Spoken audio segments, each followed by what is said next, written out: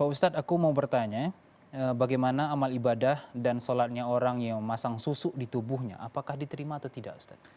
Iya, para ulama kita menjelaskan bahwasanya susu ini adalah suatu yang harus dihindari. Ya. Ya, karena dia ini merupakan bentuk jimat, bagian dari jimat yang dia tersebut tentunya jenisnya berbeda-beda, dimasukkan benda ke dalam tubuh kita untuk mempercantik atau untuk memperindah tubuh kita.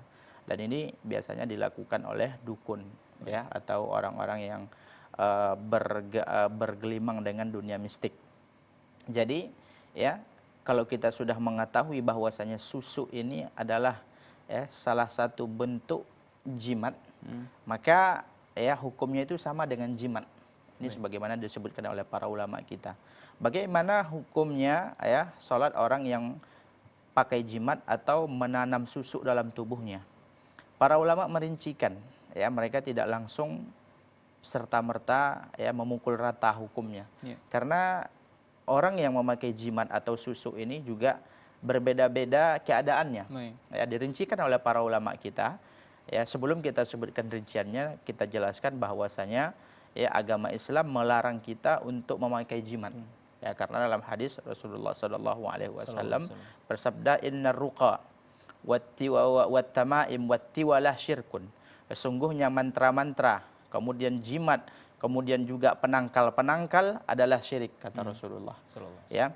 Dan dalam hadis lain, man allaqa tamimatan fala atammahullah. Barang siapa yang menggantungkan jimat, maka Allah tidak akan menyelesaikan urusannya. Ya, bukan dia akan terbebas dari mara bahaya, justru akan datang.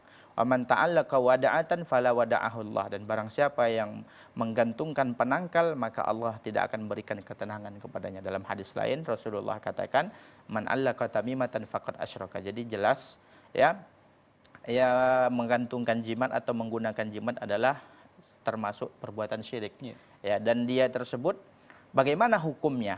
Ya, hukumnya adalah dia tersebut kalau seandainya dia ketika memakai jimat, dia memakai jimat, baik itu berupa tali yang diikatkan di pinggang atau di tangan atau cincin atau apapun bentuknya, ya, bahkan pun menurut pendapat yang rajih, walaupun jimat itu terbuat dari kertas-kertas yang ditulis ayat-ayat Al-Quran, ini juga tidak diperbolehkan.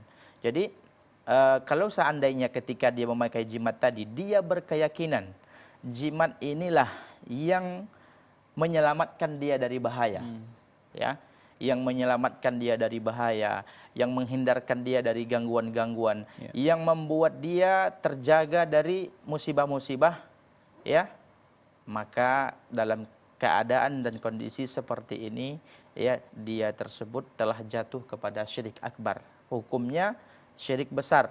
Dan tentunya amalannya bisa terhapus. Bisa saja solatnya tidak diterima oleh Allah. Karena Allah mengatakan walau asyraku lahabita anhum ma kanu ya'malun.